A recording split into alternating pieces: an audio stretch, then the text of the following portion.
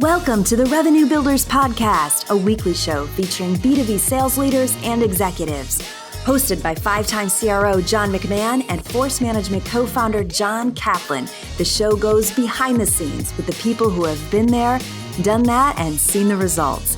If you enjoy our content, please subscribe, rate, and review the show to help us reach more people. Revenue Builders is brought to you by Force Management. We help companies improve sales performance, executing the growth strategy at the point of sale. Find us at forcemanagement.com. Enjoy today's episode. Welcome to the Revenue Builders Podcast. I'm John McMahon, and my special guest today is Terry Tripp, whose career has not been a straight line of working at tech companies.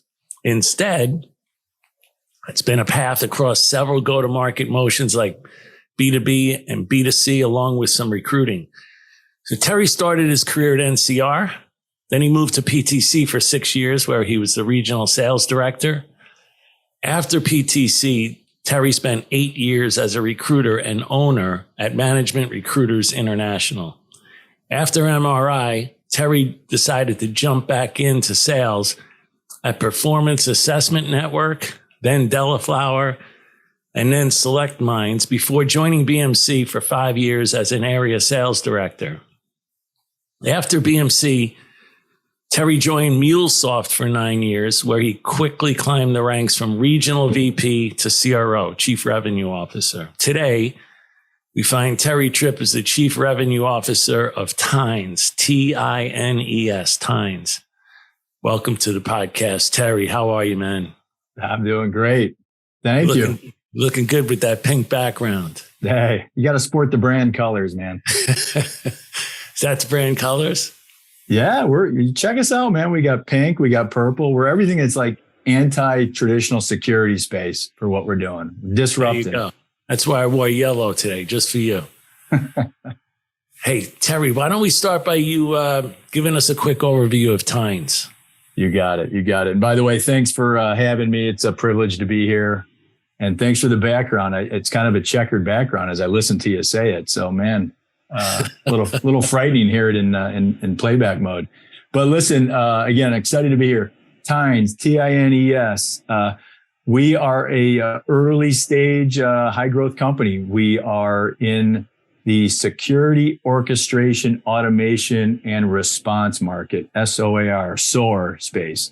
At the end of the day, we are disrupting that with some really innovative approaches to a pretty well-established market in the cybersecurity domain. And really what it means is we are helping customers solve some of their most critical problems in the cybersecurity domain, which is being able to more rapidly identify risks, orchestrate what they need to do when they identify a risk, remediate that risk.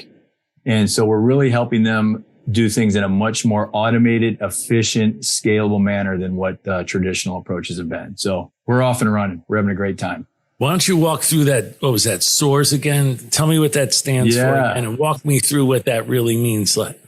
Yeah, SOAR, SOAR is the acronym, and it's security orchestration, automation, and response.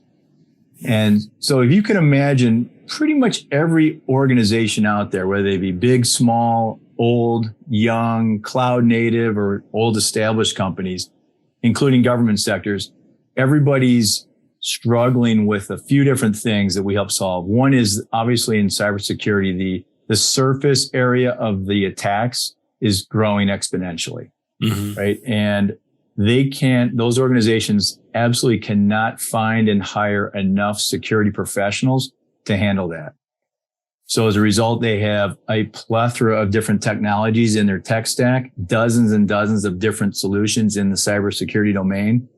Getting those tools to effectively share information, to talk with one another, to then act upon what those tools identify is a very difficult, laborious process. And we are helping companies do that in a much, much more automated and modern way. So that's where the orchestration comes from, orchestrating the interfaces between all these different products and then automating some of the discovery. Do you give the executives like a dashboard that shows like a high level view of all these systems working together? Is that what Tines does? Yeah. We have playbooks, stories, we call them, that really help automate some of the most common, most critical workflows. So we have pre-built integrations with certain systems. We have the ability to frankly integrate with any tool that's out there that's got an API. We're doing it through a very much more modern, no code based approach to be able to do that. So you hear the expression of low code, no code. We're doing that type of an approach specifically in this SOAR market. And then, we provide like the insights, the analytics, the metrics to help companies understand, where are these events occurring? What's the resolution time? How do they solve them in less time? All kinds of key business KPIs as well. Great. Okay. So you walk into Tines on day one as a new CRO. And this, you could talk about this mainly in general terms also. It doesn't have to be Tines. But typically when you walk in as a CRO, you want to know what challenges you're going to have, you're going to face. So what are the top 3 things as a CRO when you walk in the door on day one you want to learn immediately? Well, I say this with a smile on my face for anyone from Tines who's listening. We're based out of Dublin, Ireland. So the first thing I had to learn is what the hell are these folks saying? Because I could hardly understand them. You knew where the Guinness was, though. I knew where the Guinness was. We all the pubs and the pints were clearly right nearby. But look, I think when you step into any role in a CRO capacity, and this was true for me as well, I think for me, I placed emphasis and priority on number one, the people. I absolutely needed to get to know the team. And that meant literally one-on-one conversations with every single person in my organization. Now, we're not huge, but that was still dozens and dozens of conversations. I want to know who they are, what they're about, what makes them tick, what their goals are, their ambitions. I want to hear what they have to say about the current state, what's working, what's not, et cetera. So the first thing for me is really getting to understand the people and frankly, having them get to understand and know me as well. So that was priority one. And I would say that that's key no matter what kind of new role you're stepping into. For me, then it was really a matter of digging in deeper, obviously through my due diligence of evaluating different opportunities and choosing to go to Tines.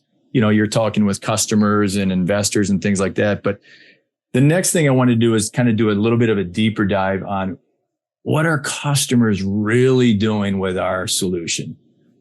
What are the problems they're solving? How painful are they? Why are they trying to solve them now? Why haven't they solved them previously? Or if they've tried previously, what's wrong with that approach? So I really wanted to get into the shoes of our customers and understand really what's driving them to tackle this problem and choosing to tackle with us, and then get feedback from them along the way that, I could take back to our product org or our go-to-market team, et cetera. So that was priority number 2. Number 3, I was also through really both of those first 2 items, I was trying to listen for and identify what are maybe some early unlocks, some kind of blockers that maybe we could tackle, I could tackle, that would allow us to maybe have some quick wins, if you will, some things that maybe were just holding us back unnecessarily that would really help propel us with some good growth. So I was looking for obviously a strategic view, but also looking for some near-term opportunities in the process. Those are the 3 things I was focused on. Yeah. And when you walk into these things, especially when you walk into like a startup or almost any startup, what did you know you wouldn't find? Well, I knew I probably wouldn't find like perfection anywhere, early on, something's broken, whether that's something in the product that's not yet up to snuff or what have you. I think what I was really prepared for to not find was really like a repeatable sales process. When it's a young organization, again, we're early growth. It's really, you're trying to win business all over the place. You're trying to win all deals. You want to really get your flag planted, get, logos captured, et cetera. And as a result of that, it is a little bit of the Wild West. And so I think what I found and was expecting is, not like a crystallized machine factory of a repeatable sales process. And that turned out to be true. And again, that's not bad. That's just the reality of kind of an early company.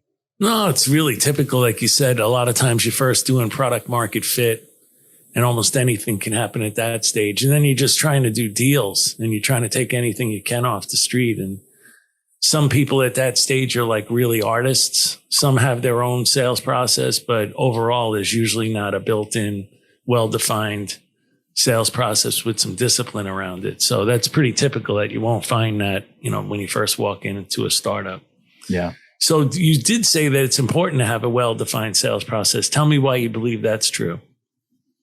Well, I think that, again, as you mentioned in the beginning, with some of the different experiences that I've had with, obviously working at places with your leadership and in different stages of growth and different sizes of organizations, that fundamental is you got to get everybody that's kind of speaking the same language.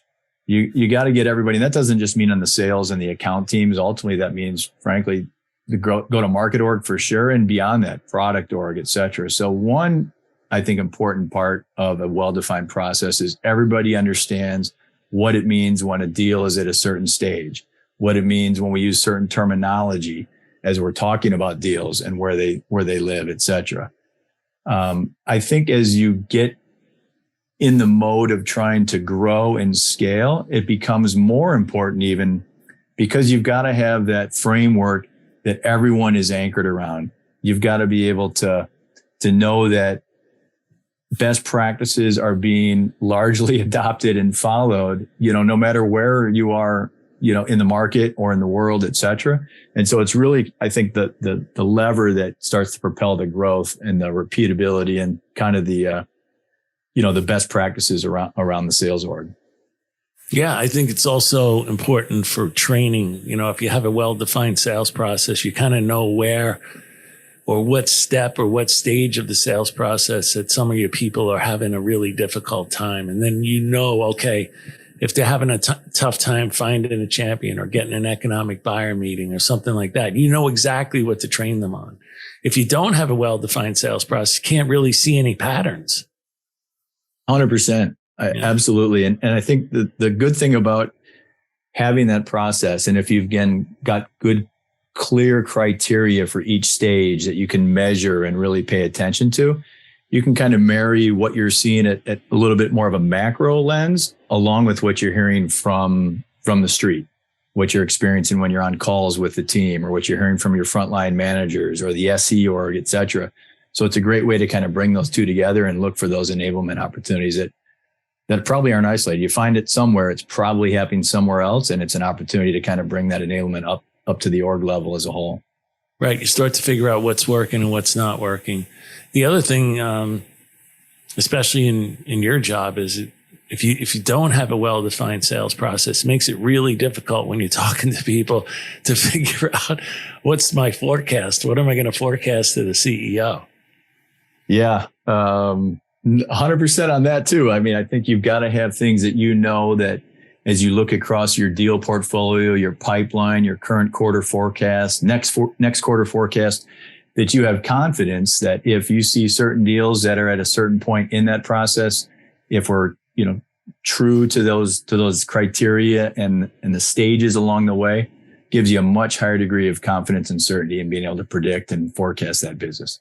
No question about it. No, and the other one you mentioned was scaling. If you want to scale, like when there's going to be a stage where Tines is going to say, okay, we're going to take a whole bunch of money. We're really going to step on the gas and going to hire an enormous amount of salespeople. And when that happens, you need to have a well-defined sales process because you're going to start promoting sales reps to managers and managers to second line managers. And they all have to basically run the same playbook.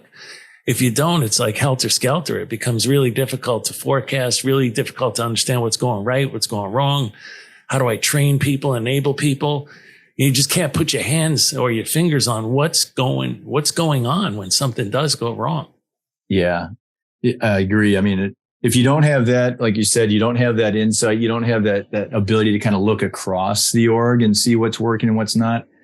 And you probably end up just chasing, problem after problem. It's kind of that whack-a-mole game. You might see something somewhere, you solve it, and then unbeknownst to you, around the corner, there's another issue because it's being done differently or someone's not following what you really want them to follow.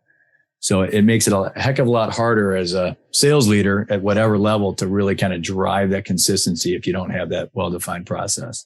Yeah, especially when you don't have that much time in a quarter. Everybody thinks the quarter's 90 days, but at the end of the day, it's probably 62 with all the weekends and holidays. So you don't really have much time to turn a bigger number or much time to figure out what's going right and what's going wrong.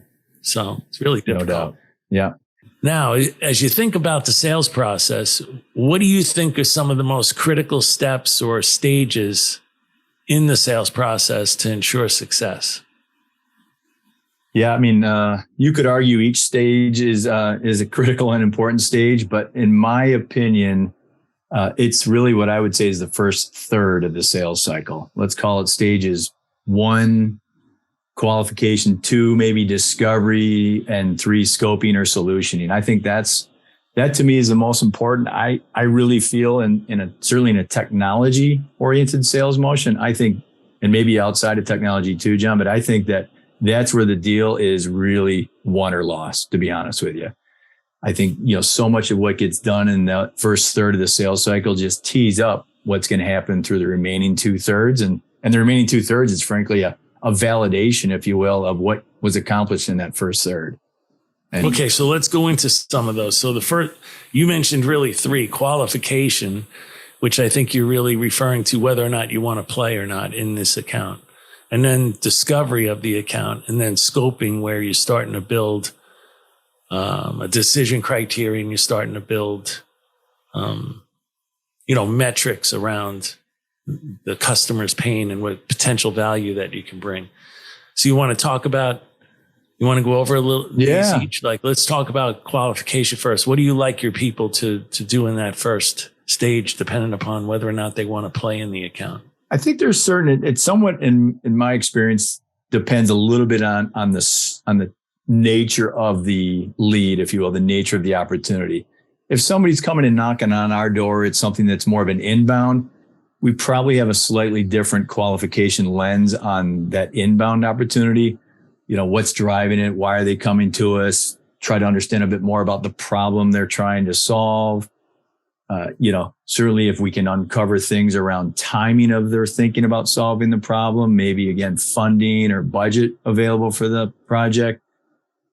Those are things that I think we would probably try to explore if it's coming to us. It's slightly different if you're doing an outbound motion, mm-hmm. and I'm trying to get somebody to realize they've got a problem and realize they've got a pain. At that moment in time, it's probably less about qualifying. Do they have money and all that? Because they may not, because I'm the one bringing some intellectual property, if you will, to the conversation, getting them to think about it. But generally speaking, I want to know by the time we leave that qualification conversation, and it's usually more than one, frankly, is there agreement that there's enough of a problem that is worth solving? And are they prepared to go and solve the problem? That's probably the way I would summarize the qualification. Okay. And then on discovery, how much discovery should a salesperson do before they enter the account for the first time? I think they should do, a good amount. Honestly, I think you've got to show up, and you've got to show up with an informed hypothesis. We used to call it a PPOV, a provocative point of view. I like that. You've got to show up with a PPOV, because if you just show up and, it's clear that you haven't done homework, it's clear that you don't know their company or their industry or their competitive position in the market. I mean, everybody sees through that instantly. They know you're just, smiling down, or you don't care enough, or whatever the case might be. So I think an AE, and again, it's not just the AE anymore. It's our BDR team, our SDRs that need to have an informed point of view. It's our SCs that have to have an informed point of view. You've got to show up and understand what is likely to be the current state, the consequence of the current state, et cetera. You can't just show up unprepared. So however long it takes somebody to get to that point, they got to do the homework. Yeah, they have to do their homework, but then you differentiate yourself as a salesperson. So where should they find, for people that are listening in general, where should they find most of that information before they go into an account? Well, in this day and age, the World Wide Web is a lot easier. Yeah. The old days, I don't know, was you go to the library and figure it out. But right. No, I mean, you look at, obviously, if it's a certainly if it's a public company, there's all kinds of information out there in a public company, earnings reports, 10Ks, CEO letters to shareholders. There's probably investor day reports, which are a great way to dig in even beyond like the canned stuff. Even for our organizations that aren't public companies, there's still a ton of information out there, online through just good old fashioned research. I love figuring out what's going on from either competitors, to my customer, to my prospect. What are their competitors doing? What are they saying? What are some of the challenges that they might be facing? Because the company I'm working with is probably facing similar challenges at least at an industry level that give me something credible to show up and talk about. So on the PPOV, provocative point of view, which I like that terminology. When your people walk in, do they understand things like the use case, potential pains, the persona they're talking to? They have almost built like based upon past customers, like a preliminary or basic ROI. And then they might have like some customer success stories of customers that had the same issues that their customer might have, and then can tell them about the, before and after scenarios. What do they should prepare for in a provocative point of view? Oh man, you're going to say that 3 times fast by the end of this conversation. I'm struggling right now. Yeah, that's okay. Listen, I think that they should. I think of it this way. It's kind of like the inverted pyramid. At the top level, if I don't know anything about the target account, I should at least know what's going on in the industry. And I should be able to show up and talk about pressures, challenges, opportunities, et cetera, going on in the industry. Next layer down in that inverted pyramid, if you will, is I should know something about the account, something about the company, basic stuff even. Are they growing? Are they not growing? Are they in second place relative to the competition? Were they once in first and they're going the wrong way? Just things about the company that would help me, again, form that PPOV. Then if I keep going down the pyramid, what department within the company am I talking about? In our world, we're typically talking in the security domain, in the CISO's world or in the CIO's world. What are the pressures a typical CIO or CISO is facing? So I can at least tailor my messaging to be at least persona based. Even if I don't know anything about John McMahon, the CISO, I know what a typical CISO or CIO is feeling and pressured with, et cetera. But ideally, all of that is done and I can narrow it down to what's actually occurring with that target organization. But at a minimum, I should be able to show up and talk about industry, account, and persona-based point of view. And then, and typical problems. You know what use cases you're going after. So you know the use case, right? So you know some of the pains involved in those use cases that you can speak specifically to, or, ask a provocative discovery question. Right. I love being able to reference what we're seeing across other customers and organizations. And you're exactly right. So I can say, hey, we're seeing this typical problem, this typical challenge at companies like yours that we've been working with. And I would reference either the names if they're referenceable, or I would just anonymize it and talk about leading companies in a certain industry.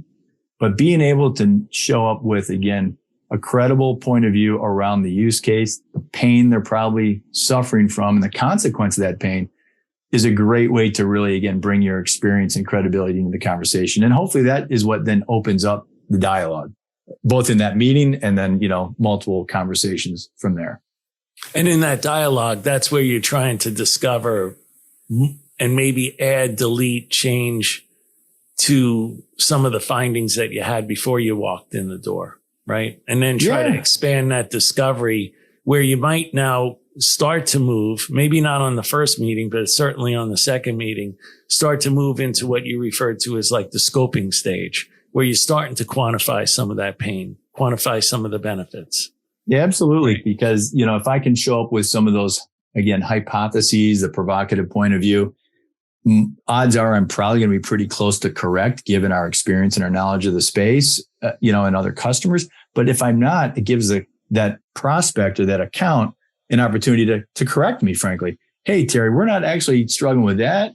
Oh, John, what are you struggling with? So it does open up that conversation. And so now I can start to tailor what we're doing as we move into that scoping conversation, the scoping stage, solutioning stage, So I can start to really now narrow it down and be much more specific about the problems we're going to help solve at that particular company and the ROI, the business value, the business outcomes that we're going to help that company achieve when we solve it. But imagine again, through all of that, how we show up differently, how we show up more credibly than an unprepared, competitor of mine, et cetera. Yeah, and that's what I just want to show a demo and hope that the customers, connect the dots, which is almost impossible, almost never works. You're just selling features and functions at that point. Yeah, and you're rising above the fray. Whether you know it or not, you're probably really building a champion that ultimately you'll test as the sales cycle unfolds. But you may not even know it, but because you're showing up credibly, because you're talking about things through the eyes of the customer and their problems and their payoff of solving the problem, you're probably building a champion along the way. And that's where, again, I say, I think the things that you do in that first quote unquote third of the sales process really are where the deal is primarily won and lost. Everything else after that is just, execution. Yeah, it's 100%, because what you're really trying to do as a salesperson is set the decision criteria. Control that decision criteria, so where you have your differentiators in the criteria. And the only way to do that is, like you said, qualify the customer really well, do really good discovery, scope it out so that now by this point, you've locked down the decision criteria with your differentiators in them that match perfectly to the customer's pain points.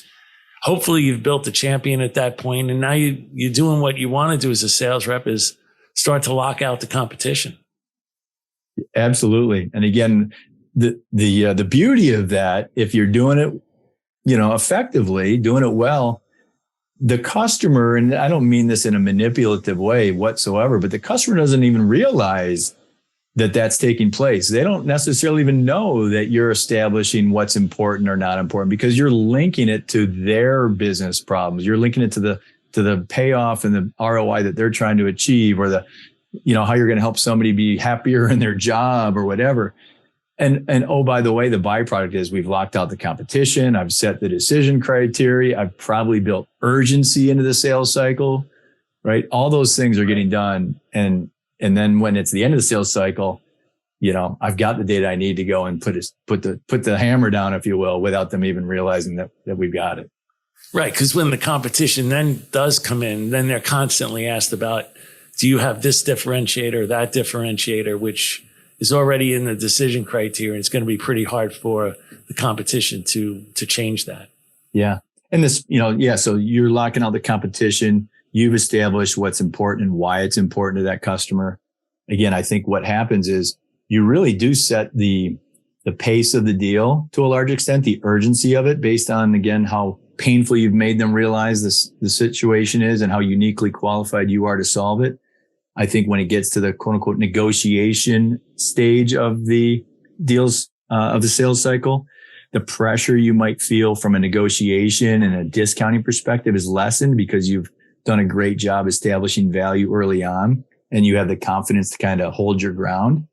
And so I think, again, a lot of the things at the end of the process are all driven by the front of the process. Yeah. And what you're alluding to is through this process, these first 3 steps, really 2 steps, because you're qualifying whether or not you even want to play in the first part. But the discovery and the scoping leads to getting a champion, controlling the criteria. And if you're getting a good champion, chances are you're getting to the economic buyer. So from there, it starts to go downhill where you can really, leverage everything you did in the first third of the process to gain control over the rest of the process and make sure that you have a successful POV. Yeah.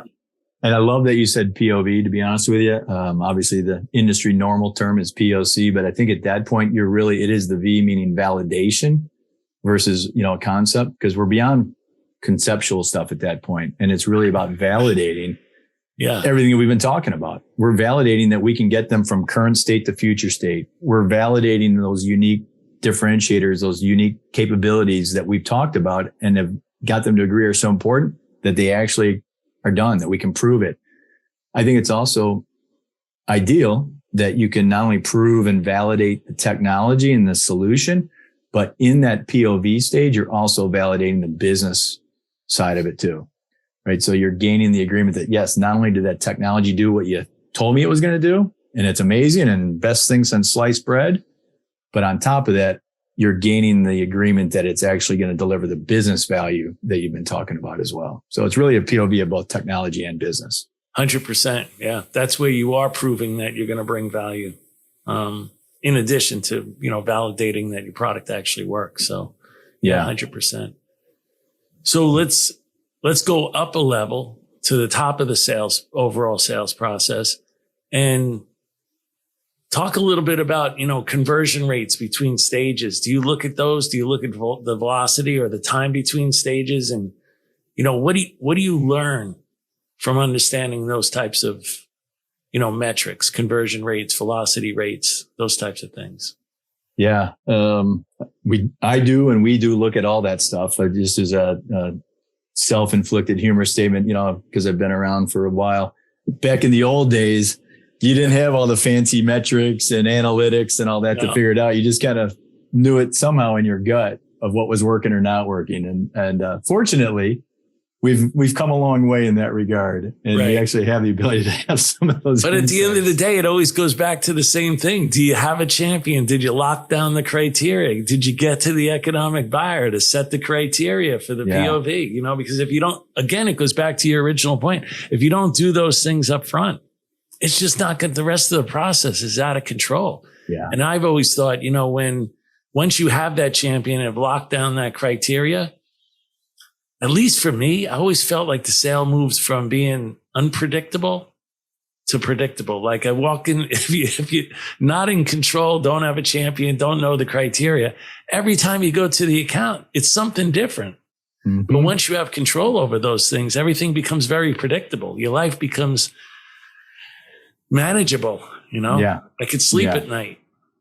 Kinda. Yeah. But I agree. So, to answer your question around, do we look at that stuff? 100% we do. And again, both with, great analytics. And that's one thing that I think has evolved over the last several years is the importance of strong partnership with like your rev ops, analytics, commercial ops team to help provide you the data to probably substantiate what you know in your gut. But it's great to have the actual data. But we're looking at stage conversions from 1 to 2, 2 to 3. We're looking at stage duration data. Where are we getting stuck? Where are we getting, held up? Are there patterns that we can see? And then we certainly try to look at it both from overall macro, funnel analysis, if you will, pipeline, quarterly reviews. I love looking at it also from not just wins, but also losses when you start kind of really trying to pull that stuff apart. Like you said, did we fall short somewhere? Is there a pattern developing where we're not building champions strong enough, or we're not getting deals from our right ICP? That's another thing we would look at, in this kind of post quarterly review. Are we getting the deals where we think we should be getting them from? Where are we chasing stuff that we shouldn't be chasing? So yeah, there's a lot of insights that you can pull from that you should hopefully be paying attention to and making adjustments. It's another reason why you need some discipline around the different stages in the sales process. Otherwise, that stuff doesn't work. Yeah. You need your people to be honest about really what's going on. Yeah. Why are you winning? Why are you losing? I don't think if you don't, it's obviously the age old expression of, you can't improve what you don't measure. So if you're not really paying attention to it, you're just kind of, guessing for the most part. So you do really have to measure the stuff and figure out where you're strong and where you're weak. Yeah. Hey, along the lines of KPIs, talk to me a little bit about, what you monitor during the quarter, and then what KPIs you might review once the quarter's complete. Yeah. Within the quarter, the stuff that, it varies a little bit as maybe in a CRO role versus a frontline sales manager role. But again, I'm in a company that's small enough that I'm probably doing both, to be honest with you. So within the quarter, I'm probably paying attention to KPIs and metrics that are really going to help me have, as you've already said, confidence and certainty around the forecast and the business that I'm predicting and forecasting to the CEO and to the board of directors, et cetera. So those are going to probably be things that are more specific around MEDDIC is the way that I would be looking at that. Do we have the quantified metrics on key deals? Have we met economic buyers? All the things that MEDDIC, instruments. That's probably a key thing that I'm paying attention to for in-quarter deals. If I look more beyond the current quarter and I'm trying to pay attention to other KPIs, I'm looking for other things around, again, like deal data, pipeline data. Are we getting the right kind of pipe? Is it coming from the right places? So I call it pipeline profile. What's the makeup of that? What's the ASP? What impact is our partner channel alliance team having? So I'm looking at a lot of things like that. Ultimately, for me, it's, comes down to, on the sales side, productivity. What's the performance of the AEs? What's the performance, on the AE level? Participation rate, meaning like who's hitting their number, who's not, who's building pipe and who's not. What kind of results are those folks having? But I'm also looking at it for other things, again, like the deal data. How do we do against our new business target? How do we do against our expansion target? Right. How are we doing on the renewal side of the house? What's our renewal rate? What's our attrition or our churn rate? So those are things that you got to be paying attention to as well. Yeah. So you've been around for a while, and now what's ingrained in Terry Tripp's thinking or methodology that might have been in the younger Terry Tripp, but it wasn't ingrained as hard and fast? Like, this is something that I absolutely have to do. This is something that's so important that it has to be done. What's now ingrained in you that was kind of there before, but you didn't really understand how truly important it was? Probably many things, to be honest with you. I think the more things change, the more they stay the same, doggone it. Yeah, right. I think that there's a couple of things, and you knew they were there. And again, I'm fortunate to have come up through the different organizations and the leadership that I did work underneath and with, if you will. There's no getting around fundamentals win.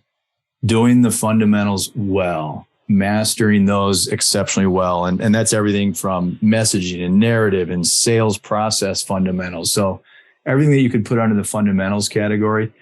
I think I knew that as a younger Terry Tripp, but I probably just didn't really absorb it and understand the importance of it. I just kind of lived it without knowing. For the most part, I probably didn't live it on occasions as well. But for the most part, I think there's that. As you move up in the sales leader roles, frontline and beyond, again, everyone tells you the importance of hiring and hiring A players and keeping the bar high. So you know it, you hear it, and you never would disagree with it. But being honest and true to that, when you're under pressure to get the team, headcount goals, when you've got an empty chair, there's a lot of pressure there. And so I think you definitely, the sooner you can realize and not cut corners on that one, I think the better off you are, is keeping the bar high, hiring A players. And the challenge, I think, in a growing company is how do you do that when you're really trying to grow and scale with velocity? That's where the real challenge shows up. Yeah, it really is. Many moons ago, I learned at one of our former places of employment that no breath is better than bad breath. So true, though, isn't it? You got to hire the right person. Leave the chair empty rather than put the wrong person in it. No question. Yeah, for sure. Because you can't buy that time back. Earlier, you talked about productivity, but in most enterprise sales organizations, it's at least 6 months to productivity. So if you put the wrong person in the chair, it's 6 to 9 months before you figure out, okay, I made a mistake and I'm going to have to own up to it. Yeah. It wasn't the right person. So now you get that person has to leave. And now by the time you find another person, you get them in the chair, and it's another 6 to 9 months before they start to really ramp. You've basically lost almost 2 years. You do that enough times, you're not going to have a job. No question. So it becomes mission critical. Let's talk about that a little bit. You spent 8 years at MRI. You did a lot of recruiting. Right now you're doing recruiting, I'm sure. Mm-hmm. Talk to me a little bit about, finding those A players and some of the things that you're looking for to make sure that, hey, I really do have an A player. I'm comfortable hiring this person. Yeah. I think you've got to really obviously understand what's the role that you're hiring for. In this case, let's say it's a sales role, a sales individual contributor role. But I think regardless of the role, you have to identify what's the individual going to need to do. What are they going to have to do exceptionally well from like a skill behavior perspective? And you've got to make sure that that's being tested and validated through your interview process. So to me, it starts with really understanding what someone's going to have to do and what it's going to take for them to be very, very successful in the role. I think at the end of the day, there's no getting around. Someone's got to have some smarts. Someone's got to have some both IQ and EQ. And I honestly think EQ has probably risen up the ranks over my career in terms of importance, to be honest with you. Yeah. Tell me about that. Why? Well, I think, when someone's got that emotional intelligence, the empathy, the ability to kind of relate and understand what's going on, both within their own org and certainly within the customer's org, it's a big game changer in their individual success, again, both internally and externally. And I don't think early on in my career, I really appreciated the importance of that. Yeah. So back to the hiring profile, I think they got to have the IQ. Just on that, there's so many times that I have seen really smart people, but they get in a room and they just can't feel the room. They can't feel like I'm sitting there thinking, oh, I could exactly tell what's going to go down now. Right. So, yeah. And they can't feel it. And they start making comments that are completely opposite of the feeling that you everybody that has that EQ can feel is going on in the room. I couldn't agree more. And I think, in my opinion, it largely starts with self-awareness. If someone's not self-aware, it's going to be really hard for them to be aware of even what's around them in the room, as you say. So, somebody's ability to have that awareness, that understanding, that appreciation for themselves as a starting point, but then those around them and what the dynamics are in the room. Yeah, super, super critical. I feel like you've got to have curiosity. I think everyone talks about that. I would 100% agree with curiosity. And I love trying to figure out, what does that mean? How do you figure that out? How do you test for that? And a lot of it's during the recruiting process, the interview process. What are the questions they're asking throughout the process? What homework have they done on us? How's their follow-up? Do they bring a different point of view or something unique when they follow up? So there's certain things that I'm personally looking for during the process that helps me understand their level of curiosity. I think somebody's got to be coachable and be willing to coach as well. Because again, if I'm scaling the org, at some point that person might be in a leadership role. So I look for examples where they've actually been a coach or can be a coach, as well as where they've been coachable. So I put both sides of the coach word, both sides of the coin into that. I think those are a lot of the things. Obviously, you're looking for just good character, good integrity, ethics, drive, competitiveness.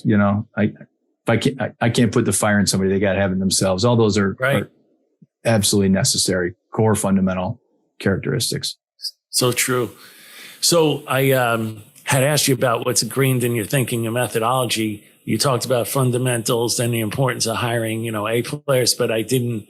Then I took you down the tangent of, hiring A players. Is there any other things that are, now built into Terry Tripp that weren't built into the younger Terry Tripp? I think in today's, and it's really not just today, it's been several years compared to when I was earlier in my career, the importance of collaboration, alignment, and cross-functional selling is much different today than it was, earlier on. Back when I started at PTC and somewhat even at still like BMC, it was largely the AE and the SC, or the application engineer, we used to call them back then, right? That was really the relationship. Now it's so much different and so much more broad based. You've got to have great alignment on vision, purpose, priorities, accountability with your BDR teammates, with your marketing teammates, field and otherwise on the marketing front, with your channel and partner folks, with your SEs, customer success. That role didn't exist, No, client success is huge these days, done right.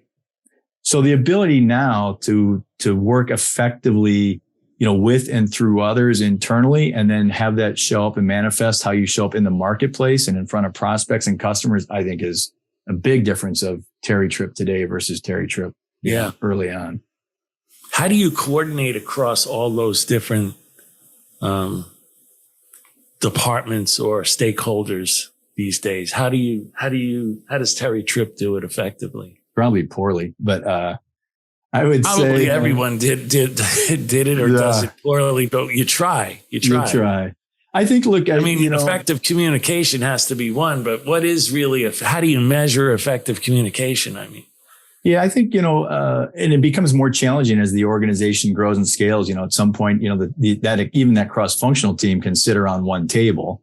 And over time that table has to be pretty doggone large as the organization scales and grows. So I do think it is some of those important things around communication, which is clarity of vision, agreement on the goal, and how each team of those cross-functional teams is contributing to achieving that goal. What's the role, the responsibility, who's accountable for what?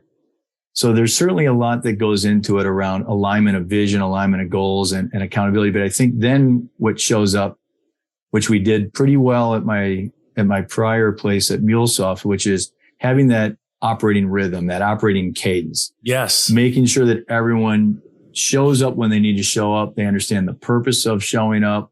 We're course correcting as a team when corrections have to be made. So it really then comes down to that operating cadence. Yeah. And I also think the force management command of the message is really important too, because when the rest of the organization understands what it is that the sales rep is discussing with the customer across the table, it's easier for marketing to run air cover. It's easier for development to understand, what are they truly talking to the customer about? What are those issues? How do I play into there? What types of features of functionality should I put into the next, couple releases to basically enhance those differentiators like we were talking about before, or extend differentiators or bring a new differentiator to the table. So I think those types of things become really important. They're communication methods, but they're super important. Yeah. Yeah, no question about it. Fundamentals, John, fundamentals, do them well. Do them well. What else? What about as a sales leader, your priorities? Like you have a priorities for the quarter is obviously making the number, right? Beating the number is preferable. Beating the number. That's important. Beat the number. Yeah.